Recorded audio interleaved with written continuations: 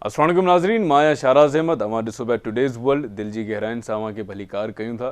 नाज़रीन, हमेशह यूक्रेन ऐं रशिया जे हवाले सां अवां सां ॻाल्हि कंदा ईंदा आहियूं, यूक्रेन रशिया जे वॉर जे हवाले सां। पर हिन दफ़े वॉर जे हवाले सां ॻाल्हि कोन्हे का, हींअर कुझु सस्पेंसफुल हिकिड़ी न्यूज़ आहे। उहा इहा त यूक्रेन मिनिस्ट्री जेका आहे, यूक्रेन इंटीरियर मिनिस्ट्री, उन जूं टे मेन फिगर्स जेके लीडरशिप जूं मेन फिगर्स आहिनि, उहे हिकिड़े हेलीकॉप्टर में मौजूदु हुयूं ऐं कैपिटल कीव जी तरफ़ वञण वारा हुआ। त उहो हेलीकॉप्टर में को मेल फंक्शनिंग जेका आहे उहा ख़राबु थी ऐं उन जे करे हिकिड़ो ब्लास्ट थियो आहे, जंहिंमें जेके इंटीरियर मिनिस्ट्री जा जेके सीनियर्स आहिनि मौजूदु हुआ उन में, उहे टई मारिजी विया आहिनि। ऐं इहो जेको हिकिड़ो तज्ज़ियो आहे पॉलिटिकल एक्सपर्ट्स जो, जेके यूक्रेन जा पॉलिटिकल एक्सपर्ट्स आहिनि, उहे चवनि था त हीउ जेको ब्लास्ट थियो आहे जहाज़ में, हेलीकॉप्टर में, जेको हेलीकॉप्टर क्रैश थियो आहे, इन में रशिया जी का वॾी चाल लॻे थी। ऐं रशिया जी चाल ईअं लॻे थी त रशिया यूक्रेन जी एविएशन टीम जो को माण्हू ख़रीद करे ऐं उन सां का अहिड़ी बग़ावत कराई आहे, को अहिड़ो धोखो करायो आहे यूक्रेन जे इंटीरियर मिनिस्ट्री सां, जंहिंमें इहो क्रैश थियो आहे। जो त यूक्रेन जी जेका इंटीरियर मिनिस्ट्री आहे उहा काफ़ी इन्वॉल्व हुई रशिया ऐं यूक्रेन जे वॉर जे विच में, हिकिड़ो मेन कैरेक्टर हिकिड़ो अदा करे रही हुई। ऐं इलाही पॉलिसीज़ ऐं स्ट्रेटेजिक जेके प्लान्स हुआ उहे हितां इन मिनिस्ट्री जा आया पे, जेके टे माण्हू मिनिस्ट्री जा हुआ, जेके मेन माण्हू हुआ। पर जेका SBU आहे, स्टेट सिक्योरिटी सर्विस, जेका यूक्रेन जी सिक्योरिटी सर्विस आहे, उन्हनि इहा ॻाल्हि कई आहे त जेके बि तज्ज़ियाकार आहिनि उहे महिरबानी करे को बि हिन खे ॿियो रंग न ॾियनि, जो त हींअर ताईं जेका बि रशिया ऐं यूक्रेन सां जेका असांजी वॉर हले पई उहा इलाही मुश्किल आहे ऐं उन खे ई असां फेस नथा करे सघूं। महिरबानी करे जेको अवां ॿियो हिकिड़ो पॉलिटिकल रंग ॾींदा आहियो उहो न ॾियो। हीअ हिकिड़ी एविएशन जे तरफ़ां जेका इहो जिन हेलीकॉप्टर खे मैन्युफैक्चर कयो, हिकिड़ो उनखे इहो ठाहियो ऐं उनजी जेका सॼी रिस्पॉन्सिबिलिटी हुई उहा हिकिड़ी एविएशन टीम जे तरफ़ लागू थिए थी। इहो हिकिड़ो एक्सीडेंट आहे, इन में को बि रशिया जो हथु कोन्हे। ऐं जेको बि हादसे में जेको बि नुक़सानु थियो आहे उन नुक़सान जा असां ई ज़िम्मेदार आहियूं, रशिया जो इन में को बि हथु कोन्हे। नाज़रीन, ही हेलीकॉप्टर कैपिटल केव जेको आहे उन जी तरफ़ वञी रहियो हुयो, पर ईस्टर्न साइड जेका आहे कैपिटल केव खां थोरी पहिरीं अचे थी, उते इहो क्रैश थियो आहे। ऐं जिथे क्रैश थियो उहा आबादी वारी जॻह हुई, उन में 14 माण्हू जेके आहिनि उहे वफ़ात करे विया। 14 माण्हुनि में हिकिड़ो नंढड़ो ॿार बि हुयो। 14 माण्हू उहे, 3 माण्हू ही टोटल 17 माण्हू आहिनि जेके हिन हादसे जा शिकार थिया। ऐं इन में रशिया जो हिकिड़ो जर्नलिस्ट आहे, उन इहो बयानु ॾिनो आहे त वॉर जेका आहे रशिया ऐं यूक्रेन जे हवाले सां, उहा त हिननि जी हिकिड़ी पॉलिटिकल वॉर आहे। इहा वॉर जेका आहे इहा हिकिड़े ॿिए माइंड सेट सां कई पई वञे, पर इन ते जेको रशिया जो जेको हिकिड़ो रिस्पॉन्स आहे, उहो रिस्पॉन्स को बि अहिड़ो रिस्पॉन्स कोन्हे जंहिंमें हर मुल्क ॿिए मुल्क जे नुक़सान जे लाइ को रिस्पॉन्स ॾींदो आहे। त इते ॿिया जेके तज्ज़ियाकार आहिनि उन्हनि चयो त को बि रिस्पॉन्स ॾियण जी ज़रूरत कोन्हे, जो त हीअ हुई ऑलरेडी वॉर में आहिनि। पर जेको मूं तव्हां सां पहिरीं ॻाल्हि कई त मिनिस्ट्री जेका इंटीरियर मिनिस्ट्री आहे उनजो जेको मेन किरदारु हुयो इन रशिया ऐं यूक्रेन वॉर में, उहो इन करे हुयो त बिफोर दी वॉर उहे जेके टे मेन फिगर्स आहिनि उहे रशिया सां, रशिया जे जेके पॉलिटिकल एक्सपर्ट्स आहिनि, जेके पॉलिटिशियंस आहिनि, उन्हनि सां इलाही सुठी हिकिड़ी उन्हनि जी कोलैबोरेशन हुई, रिलेशनशिप्स हुया। त उन में उहे जेको जर्नलिस्ट आहे उन पंहिंजो हिकिड़ो तज्ज़ियो ॾिनो त रशिया खे इन्हनि ते अफ़सोस ज़ाहिर करणु खपे हा। ऐं जेके टे मेन फिगर्स आहिनि उन्हनि जी जेका फैमिली आहे उन्हनि बि इहो ई बयानु ॾिनो आहे त हुई ही ऑलरेडी हिकिड़े वॉर में हुआ, अॼु न सुभाणे शहीद थियनि हा, जो त यूक्रेन जे माण्हुनि जो ऐं यूक्रेन जी गवर्नमेंट जो एतिरो हौसलो आहे त रशिया जे साम्हूं झुकंदा कोन। नाज़रीन, इन सां गॾु ॻाल्हि कंदासीं त all India democratic women's wing जी हींअर आलमी कॉन्फ्रेंस थी हुई इंडिया में। उन में पाकिस्तान जी ex prime minister Benazir Bhutto जी शख़्सियत खे संवारियो वियो, उन्हनि जा पोस्टर हया विया ऐं उन्हनि जे बारे में इहो ॿुधायो वियो त हीअ हिकिड़ी महान शख़्सियत हुई जेका पंहिंजी क़ौम जे लाइ विड़ी, पंहिंजे मुल्क जे लाइ विड़ी ऐं मुल्क जे लाइ शहीद थी। उन में ॿियो कुझु बि कोन हुयो, रुगो इहो हिकिड़ो रंग ॾियणो हुयो जो त आलमी वुमेन्स विंग जी हिकिड़ी कॉन्फ्रेंस हुई। उन में लीडरशिप जेका आहे उन ते वॾो हिकिड़ो ध्यानु ॾींदा आहिनि त इन में जेके वुमेन्स आहिनि उन्हनि खे असां मोटिवेट कयूं त उहे सुभाणे जूं लीडर थियनि ऐं उहे स्ट्रॉन्ग थियनि। त इन में रुगो हिकिड़ो ई मैसेज हुयो त don't think womens are weak, पर एज़ यू ऑल नो त सियासी जेके आहिनि, जेके अपोज़िट जा हूंदा आहिनि ऐं जेके ॿिया तजियाकार हूंदा आहिनि, उहे हर पॉज़िटिव ॻाल्हि में किथे न किथे सियासी रंग ॼमाइण जी कोशिशि कंदा आहिनि। इते बि संदीप वचास्पति हिकिड़ो आहे जेको बीजेपी पार्टी जो स्पोक पर्सन आहे, भारतीय जनता पार्टी जो, उन कम्युनिस्ट पार्टी खे इहो ट्वीट कंदे चयो त अवां उन माण्हू जी शख़्सियत खे संवारियो पिया, उन मोहतरमा बेनज़ीर भुट्टो खे संवारियो पिया जंहिं इंडिया जे लाइ इहो चयो हुयो त असांजी अवां सां 1000 सालनि जी जंग आहे। अवां खे इहो खपे त अवां दुश्मननि खे सुञाणो, अवां दुश्मननि सां विढ़ो, अवां उन्हनि जे जेके उन्हनि जा जेके माइंड सेट आहिनि, उन्हनि जा जेके स्ट्रॉन्ग जेके हू जीअं चइजनि त हिकिड़ा स्ट्रॉन्ग जेके इरादा आहिनि उहे टोड़ियो ऐं तव्हां जेके आहियो सो मोहतरमा बेनज़ीर भुट्टो खे संवारियो पिया ऐं उन्हनि खे इहो मैसेज ॾियो पिया असांजी जेका क़ौम आहे त अहिड़ा थियो। इते नाज़रीन मां तव्हांखे इहो ॿुधाईंदो हलां त जेका एडवा एसोसिएशन आहे, all India democratic women's wing association, उहा कम्युनिस्ट पार्टी जी हिकिड़ी शाख आहे। कम्युनिस्ट पार्टी ऐं बीजेपी पार्टी हमेशह पंहिंजे तकरार में रही आहे। जॾहिं बि का बीजेपी पार्टी को बि अहिड़ो को ग़लति क़दम खणंदी आहे त उते सभिनि खां पहिरीं जेको मौक़िफ़ ॾींदा आहिनि उहो कम्युनिस्ट पार्टी ॾींदी आहे ऐं हमेशह जेकी बि ॻाल्हि थींदी आहे उहा ऑपोज़िट में ई थींदी आहे ऐं हमेशह इन्हनि जो तकरार जेको आहे उहो सिविल वॉर खां वठी ऐं उन्हनि जे निजी जेका उन्हनि जी ज़िंदगी आहे उन्हनि ताईं हलंदो आहे। त इते ई इहो संदीप वचास्पति जेको आहे उन इहो ट्वीट कयो ऐं इन ट्वीट खां पोइ जेका बीजेपी पार्टी जा जेके ॿिया लीडर्स आहिनि, MPs आहिनि, उन्हनि इहा ॻाल्हि कई त कम्युनिस्ट पार्टी हिकिड़ी गद्दार आहे ऐं इहा इंडिया जी जेका आहे उहा बाग़ी आहे। एज़ यू ऑल नो त इंडिया में अगरि अवां इंडिया में छा पर जॾहिं बि कंहिं एशिया कंट्री में इंडिया, पाकिस्तान ऐं अहिड़े कुझु ॿियनि कंट्रीज़ में अगरि कॾहिं बि तव्हां का ॻाल्हि कंदा आहियो जेका सच्चाई हूंदी आहे या बियॉन्ड दी जेका हिकिड़ो ट्रेंड आहे उन खां हली वेंदी आहे त पोइ या त तव्हां गद्दार हूंदा आहियो या त तव्हां बाग़ी हूंदा आहियो। त इन्हनि ई मौक़िफ़नि ते कम्युनिस्ट इंडिया जेका पार्टी आहे उन इहा ॻाल्हि कई त असांजो अहिड़ो को बि मोटिव कोन्हे जंहिंमां तव्हां गद्दारी कढो ऐं असां इंडिया जे लाइ हमेशह इहो कमु कयो आहे। इंडिया जी जेका यूथ आहे, इंडिया जो जेको IT आहे उनखे हमेशह असां वधाइण जी कोशिशि कई आहे ऐं जेका बि यूथ जेका लिटरेट आहे उनखे लिटरेट करण में असांजो वॾो हथु आहे। नाज़रीन हींअर ॻाल्हि कंदासीं एल चापो गुज़मान जी। एल चापो गुज़मान जे बारे में अव्हांखे ख़बर हूंदी त हिकिड़ो वॾो ड्रग लॉर्ड आहे ऐं नेटफ्लिक्स ते बि हिकिड़ी वॾी सीरीज़ आहे एल चापो गुज़मान जी, जंहिं पूरी दुनिया में ड्रग स्मगल कयो ऐं ही वॾे स्मगलर्स में शामिलु थींदा आहिनि। इन्हनि जो हिकिड़ो पुटु आहे ओविडियो गुज़मान ऐं ओविडियो गुज़मान जेको आहे उहो हींअर एल चापो गुज़मान जे बिज़नेस खे टेक ओवर करे रहियो आहे ऐं हुनजे बिज़नेस खे वधाए रहियो आहे। एल चापो गुज़मान 2019 में US इंटेलिजेंस अरेस्ट कयो हुयो उनखे ऐं उहो प्रिज़न में मौजूदु हुयो, पर जेको ओविडियो गुज़मान आहे उन ॿाहिरीं दुनिया में एल चापो गुज़मान खे बि ॿाहिरी रखियो, आज़ादी रखियो, ज़िंदा ई रखियो। हींअर अगरि मां तव्हांखे ॿुधायां त ओविडियो गुज़मान खे US इंटेलिजेंस कीअं अरेस्ट करे रही हुई, उन्हनि ताईं इंफॉर्मेशन कीअं पुगी, त ज़रूरु अव्हां चवंदो त हीअ मुंहिंजी हिकिड़ी सेल्फ मेड स्टोरी आहे।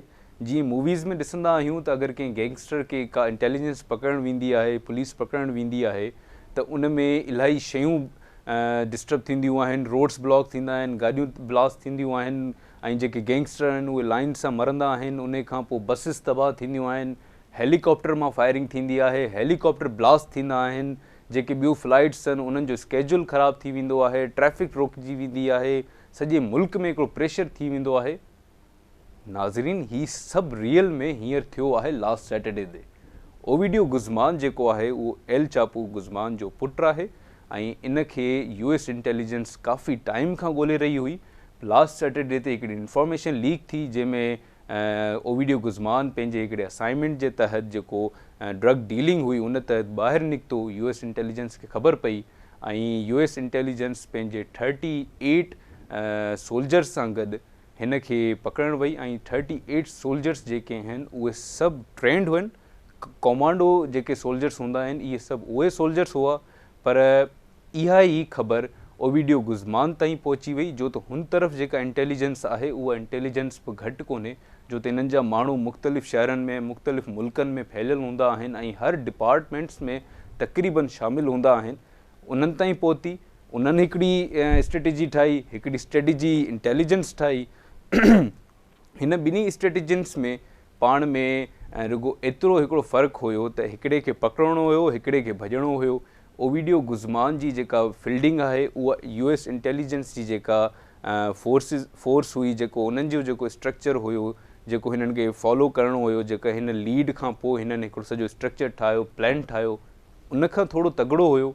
ओविडियो गुज़मान असाइनमेंट करे निकितो त US इंटेलिजेंस जेका आहे उन ओविडियो गुज़मान खे अरेस्ट कयो ऐं उन खां पोइ उहो उन्हनि जी US इंटेलिजेंस जी जेका गाॾियूं आहिनि उन्हनि गाॾियुनि में मौजूदु हुयो, पर अॻियां जेको आहे उहे रोड ब्लॉक थी विया, गाॾियूं बीह रहियूं, उन्हनि गाॾियुनि खे बाहि ॾिनी वई। अचानक जेके ऑपोज़िट रोड खां कुझु गाॾियूं आहियूं, ओविडियो गुज़मान जे जेके गैंगस्टर हुया उन्हनि जूं गाॾियूं आहियूं, उन्हनि सिधा स्ट्रेट फायर्स कया। उन्हनि खां पोइ 38 जेके सोल्जर्स हुया उहे मारिया विया। उन्हनि खां पोइ जेके 13 जेके गैंगस्टर हुया उहे मारिया विया। 13 ऐं 38 जी शहादत खां पोइ, मरण खां पोइ ओविडियो गुज़मान हेलीकॉप्टर जे ज़रिए बाइज़्ज़त फ़रार थी वियो। नाज़रीन, ही जेके ड्रग लॉर्ड्स आहिनि इन्हनि जो हिकिड़ो वॾो रैकेट आहे ऐं ही सिर्फ़ु ड्रग्स स्मगल कोन कंदा आहिनि, हिननि जा ॿिया बि इलाही जेके आहिनि उहे कारोबार हूंदा आहिनि, उहे ॿिया जेके किडनैपिंग आहे, मर्डर जेके थियनि था उहे हिननि जे ज़रिए थियनि था। हिननि जो हिकिड़ो दुनिया जे क्राइम में वॾो रेशियो आहे। ही एल चापो गुज़मान जे बारे में ॿुधाईंदा हुया त हिटलर सां रिज़ेम्बल करे थो। हाणे ओविडियो जेको गुज़मान आहे, जेको एल चापो गुज़मान जो पुटु आहे, उन बि इन ई ट्रेंड खे फॉलो कयो आहे। ही सॼी दुनिया में ड्रग्स फैलाइनि था। हींअर पाकिस्तान जी 89% जेका यूथ आहे उहा बि ड्रग में मुलवस आहे ऐं 70 खां अबव हिकिड़ो वाहिद जेको असांजो शहर आहे, जेको मशहूरु शहर आहे जंहिंमें तक़रीबन यूथ रहे थी ऐं उन मां इकनॉमिक पैदा थिए थी, इकनॉमिक ग्रोथ वारो शहर आहे। मां शहर जो नालो न खणंदुसि, पर मूंखे उमेदु आहे तव्हां सम्झी वेंदा। उन में 70 खां अबव % जेका यूथ आहे उहा इन ड्रग्स में मुलवस आहे ऐं इन ड्रग्स जे करे ई जेका ग्रोथ आहे, ग्रोथ रेट उहो असांजो टुटी पियो आहे। जेको असांजी कामयाबी जेका आहे उन में जेका लेट थिए थी, देरी थिए थी ऐं जेको इलिटरेसी जो जेको रेट आहे, उहे सभु शयूं अगरि ॾिठियूं वञनि ऐं इन खे स्ट्रेटेजिकली ॾिठो वञे त इहे सभु शयूं जेके आहिनि उहे ड्रग्स जे करे पॉज़ थी थियूं वञनि ऐं इंसानु पंहिंजी ज़िंदगी में डे बाय डे पोइते थींदो थो वञे। उहे पंहिंजी ज़िम्मेदारियुनि खां, पंहिंजी शयुनि खां परे थींदो थो वञे। इन्हनि में रुगो हिकिड़ी शइ आहे जेका मां चवंदुसि त असांजी जेका साम्हूं गॾु जेका यूथ आहे, जेका असां सां गॾु हले थी, उन में इहो मूं प्रॉब्लम ॾिठो ऐं उन में मूं इहा शइ एनालाइज़ कई त जेके वालदेन आहिनि उहे पंहिंजे ॿारनि खे मना करण खां डिॼनि था ऐं उहे पंहिंजे ॿारनि खे स्ट्रिक्टनेस उहा नथा ॾियनि जेका ॾियणु खपे। हर ट्रेंड जे हिसाब सां, अलॻि अलॻि शयुनि जे अलॻि अलॻि माहौल जे हिसाब सां स्ट्रेटजी चेंज थींदी आहे, पर उहे स्ट्रेटजियूं चेंज नथियूं थियनि ऐं उन खां पोइ अगरि कंहिं बि टीनेजर खे आज़ादी ॾिनी वञे त उहो शुरू में वेंदो ई ग़लति कमु ॾे आहे। जेसीं ताईं उनजी सम्झ अचे, जेसीं ताईं उनखे हिदायत मिले, तेसीं ताईं देरि थी वेंदी आहे। US इंटेलिजेंस जेका आहे उन ओविडियो गुज़मान जे लाइ $5 मिलियन जी हिकिड़ी प्राइस रखी त अगरि केर बि इंफॉर्मेशन लीक करे थो त उनखे $5 मिलियन जो इनाम ॾिनो वेंदो। नाज़रीन, हमेशह चाइना जे हवाले सां अगरि असां ॻाल्हि कई आहे त उहा कोविड जे हवाले सां ॻाल्हि कई आहे ऐं कोविड अञा बि उते बरक़रार आहे ऐं हींअर बि 5000 खां अबव डेथ थियनि थियूं ऐं हींअर जेका आहे कोविड में, हींअर जेका चाइना जी हालति आहे कोविड जी, उहा इहा आहे त जेके वैक्सीन्स आहिनि उहे मिली वियूं आहिनि ऐं हींअर पहिरीं खां बहितरी आहे। पर हींअर जेका असां ॻाल्हि कंदासीं उहा चाइनीज़ पॉपुलेशन जी ॻाल्हि कंदासीं त लास्ट ईयर खां हिन ईयर जेको रेशियो कढियो वियो उहो ॾिठो वियो आहे त 8.5 लख माण्हू जेके आहिनि उहे घटि थिया आहिनि चाइना में, जो त 7 years बिफोर हिननि जो हिकिड़ो हिकिड़ी पॉलिसी इहा थी हुई त वन चाइल्ड पॉलिसी, उनजो नालो हुयो त हिकिड़े ॿार खां वधीक चाइना में का बि फैमिली ॿार नथी करे सघे, ऐं अगरि जे उहो ॿार थींदो त उन खां पोइ उन्हनि ते पेनल्टियूं थींदियूं, प्रिज़न इम्प्रिजमेंट थींदी, ऐं उन खां पोइ जेके बि हू आहिनि हिननि जा जेके पॉलिसीज़ जेके आहिनि उन खां पोइ कॾहिं बि हू जॉब नथा करे सघनि, उन्हनि जा क्रेडिट कार्ड्स ब्लॉक थी वेंदा। हिकिड़ी शइ जेका आहे उहा सिमिलर हर केस में इहा ॾिठी वई आहे त कॾहिं बि अगरि को क्राइम थिए थो कंहिं बि अहिड़े इंटरनेशनल कंट्री में, त उन में पहिरियों जेको हिननि जो रद्द अमल हूंदो आहे उहो सिटीज़न्स जा जेके क्रेडिट कार्ड्स आहिनि उहे ब्लॉक कंदा आहिनि, उन्हनि जो ॿाहिरि निकिरणु ब्लॉक थी वेंदो आहे, ऐं उन खां पोइ अगरि जे हू पेनल्टी नथा ॾेई सघनि त उन्हनि जूं जेके सेविंग्स आहिनि, जेके प्रॉपर्टीज़ आहिनि उहे फौरी सेल थींदियूं आहिनि। इन्हनि स्ट्रक्चर्स जे करे ई इलाही जेको आहे क्राइम रेट घटि रहंदो आहे। हींअर जेका 8.5 लख माण्हुनि जी घटिताई थी आहे इन मां इकनॉमिक ग्रोथ ते वॾो असरु करे थो। चाइना डिक्लेयर कयो हुयो त असां वटि हींअर को बि गुर्बत जी रेखा खां हेठि माण्हू कोन्हे, सभु जेके माण्हू आहिनि उहे वेल सेटल्ड आहिनि, असां वटि हर शइ पूरी आहे, डिफेंस सिस्टम सुठो आहे, पाणी सुठो आहे, उन खां पोइ इकनॉमिक जेका असांजी ग्रोथ आहे उहा डे बाय डे ग्रोथ थिए थी, असांजो जेको एविएशन सिस्टम आहे उहो सुठो आहे, असांजा जेके स्ट्रक्चर्स आहिनि उहे सुठा आहिनि, असां वटि जेको इलेक्ट्रिसिटी जो जेको प्लान आहे उहो 100 ईयर्स जो प्लान आहे, ऐं हर शइ असां वटि उहा आहे जेका वर्ल्ड पावर कंहिं कंट्री में हुजे। पर हींअर जेका 8.5 लख माण्हुनि जी घटिताई थी आहे इन मां इकनॉमिक ग्रोथ एतिरो किरी पियो आहे जो हींअर वर्ल्ड पावर थियण जे लाइ चाइना खे वरी 20 to 25 ईयर्स लॻंदा।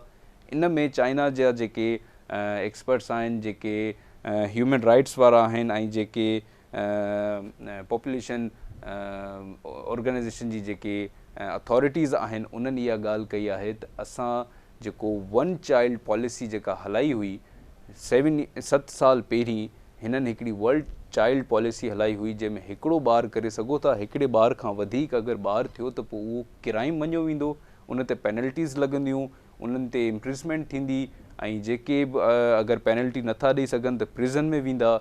इहे सभु शयूं जेके थियूं हुयूं, इहे जेका पॉलिसी असां हलाई हुई इहा पॉलिसी हाणे असांखे ख़तमु करणु खपे। चाइना जेको आहे उन पंहिंजी पाणी में ई हिकिड़े केमिकल जी मिलावट कई हुई जंहिंमें इंसानी कमज़ोरी थिए थी, इन करे उहा जेका वन चाइल्ड पॉलिसी आहे उहा एॾी कामयाबु थी ऐं एतिरा साल हली, 7 सालनि खां वठी उहो जेको स्ट्रक्चर हुयो उहो उन्हनि जो क़ाइमु रहियो। पर हाणे ई जेका ॻाल्हि कनि था त असांजी इकनॉमिक ग्रोथ कमज़ोर थी सघे थी, ऐं उन खां पोइ जेको कोविड सिस्टम आहे उन में 5000 डेथ्स रोज़ थियनि थियूं, त हिननि जो जेको चाइना पॉपुलेशन जो जेको रेशियो आहे उहो रेशियो तेज़ी सां घटि थिए पियो, ऐं तेज़ी सां रेशियो जेको घटि थियणु आहे, ऐं जेको इहो रेशियो कढिजे त ऐं कोविड जे करे जेके 5000 डेथ्स थियनि थियूं, ऐं उन खां पोइ 8.5 लख जी जेका घटिताई थी आहे, इन में साफ़ु इहो ज़ाहिर थिए थो त पॉपुलेशन जेका आहे चाइना जी उन जो रेशियो घटि थींदो पियो वञे, ऐं इन में इकनॉमिक ग्रोथ खे वॾो धचको लॻण वारो आहे। नाज़रीन, लास्ट एपिसोड में वेदर जे हवाले सां असां अमेरिका जी ॻाल्हि कई हुई त उते वॾो मौसम ख़राबु आहे, ऐं मौसम ख़राब जे करे इलाही जेके परेशानियूं आहिनि जेके सिटीज़न्स खे फेस करणियूं पवनि थियूं। सो हींअर जेका रिपोर्ट आहे त US जो जेको क्लाइमेट आहे इज़ टेम्परेट, पर जेको साउथ फ्लोरिडा आहे, हवाई आहे, अलास्का आहे, इहे जेके इलाइक़ा आहिनि इन्हनि में अञा ताईं वॾो हिकिड़ो बर्फ़बारी जो मनाज़िर आहे हींअर जेको ॾिसण में अचे थो। उन खां पोइ इलाही माण्हू जेके आहिनि उहे पंहिंजे घरनि ताईं स्ट्रक्ड आहिनि। गवर्नमेंट जेका आहे उहा पाण राशन वञी पुॼाए पई माण्हुनि खे, ऐं जेको बि नुक़सानु थिए पियो उहो गवर्नमेंट पाण पंहिंजी ज़िमेदारी सां उहो पूरो करे पई। उन खां पोइ जेके स्कूल्स हुआ उहे ऑनलाइन क्लासिस में तब्दील थी विया आहिनि, जेके ऑफिसिस हुआ, जेके एम्प्लॉइज़ वेंदा हुआ उहो ऑनलाइन जेको आहे उहो सॼो स्ट्रक्चर थी वियो आहे, उहे होम फ्रॉम वर्क थी वियो आहे। ऐं उन खां पोइ जेका बि पॉपुलेशन आहे उन्हनि जो सभिनी जो जेको सर्विस सिस्टम आहे, जेको टेलीकम्युनिकेशन आहे, उन ते वॾो कमु कयो आहे, उहो एक्टिव रखियो आहे त अगरि कंहिंखे बि का हेल्प खपे त उहे फौरी गवर्नमेंट सां राब्तो करे, ऐं जेके बि एमरजेंसी नंबर्स आहिनि उन्हनि सां राब्तो करे हेल्प वठी सघनि। नज़ीर, हाणे ॻाल्हि कंदासीं फॉरेक्स जी, त जेको पाउंड 283.70 ते स्टेबल थियो आहे, डॉलर 229.62 ते स्टेबल थियो आहे, सऊदी रियाल जेको आहे उहो 61.13 ते स्टेबल थियो आहे, दिरहम जेको आहे उहो 62.52 ते स्टेबल थियो आहे। नाज़रीन हलूं था थोड़ो स्पोर्ट्स की तरफ़। तो स्पोर्ट्स में हींअर हिकिड़ी वॾी शॉकिंग न्यूज़ है जंहिंमें रोनाल्डो ऐं मेसी हिकिड़ो फ्रेंडली मैच खेॾी रहिया आहिनि सऊदी अरबिया में, पर उन जो जेको टिकेट आहे वो पाकिस्तानी 59 करोड़ जो 59 करोड़ जो टिकेट आहे। वो हिकिड़ो फ्रेंडली मैच आहे जंहिंमें मेसी ऐं रोनाल्डो खेॾी रहिया आहिनि, पर ही जेका आहे उहा टिकेट किथां ख़रीद कोन करणी पई आहे। हिन टिकेट जी बिडिंग थी आहे जेका जीअं बिडिंग जो हिकिड़ो असूल हूंदो आहे जंहिंमें 3 दफ़ा बिडिंग ते हिकिड़ो लॉक कंदा आहिनि, ईअं ई ही जेका बिडिंग स्टार्ट थी उहा 1 मिलियन खां स्टार्ट थी ऐं 10 मिलियंस ते अची करे उहा लॉक थी। ऐं ही टिकेट वॾी स्पेशल टिकेट आहे जेका दुनिया में पहिरियों दफ़ो एॾी महांगी टिकेट ख़रीद कई आहे माण्हुनि। ऐं उन खां पोइ रोनाल्डो ऐं मेसी जो मैच ॾिसण विया आहिनि। ही हिकिड़ो फ्रेंडली मैच हुयो ऐं अगरि हिन फ्रेंडली मैच में बि हिकिड़ो टिकेट 59 करोड़ जो सेल आउट थियो आहे त दुनिया अञा गुरबत जी रेखा खां घणी ॿाहिरि आहे। इन सां गॾु ऑस्ट्रेलिया जे बारे में अवां सां ॻाल्हि कयूं त ऑस्ट्रेलिया में बिग बैश लीग हली रही आहे जंहिंमें पाकिस्तानी प्लेयर्स बि खेॾी रहिया आहिनि ऐं पाकिस्तानी प्लेयर्स जे लाइ इहा इलाही सुठी ॻाल्हि आहे त हिननि जूं जेके इंटरनेशनल पिचिस आहिनि उन्हनि जो एक्सपीरियंस वठनि। इंटरनेशनल जेके प्लेयर्स आहिनि जेके ऑस्ट्रेलिया जा हिकिड़ा बहितरीनु प्लेयर्स आहिनि उन्हनि सां गॾु खेॾनि। ऑस्ट्रेलिया सां गॾु नाज़रीन हींअर BPL हली रही आहे जेका बांग्लादेश प्रीमियर लीग आहे। उन में बि असांजा पाकिस्तानी जेके प्लेयर्स आहिनि उहा पुरजोश परफॉर्मेंस ॾेखारे रहिया आहिनि। ऐं हींअर जेको इफ्तिखार अहमद आहे उन कंप्लीट कई आहे पंहिंजी सेंचुरी जंहिंमें उन 9 वॾा बिग ह्यूज सिक्सिस हया आहिनि। उन खां पोइ मोहम्मद रिज़वान इलाही सुठी परफॉर्मेंस ॾेखारी आहे। उन खां पोइ खुर्शीद शाह इलाही सुठी परफॉर्मेंस ॾेखारी आहे ऐं उमेदु आहे त पाकिस्तानी प्लेयर्स जेके बि आहिनि उहे वर्ल्ड वाइड पंहिंजी परफॉर्मेंस ॾेखारींदे हिकिड़े ॾींहुं बहितरीनु क़ौम जो सबूत ॾींदे। सो नाज़रीन बसि स्पोर्ट्स जी ख़बर हेसी ताईं हुई ऐं इंशाल्लाह नेक्स्ट एपिसोड में मिलंदासीं। अवां ॾिसी रहिया हो टुडेज़ वर्ल्ड। मां अवां जो एंकर शाहराज़ अहमद। पंहिंजो इलाही सारो ख़्यालु रखिजो। अल्लाह हाफ़िज़।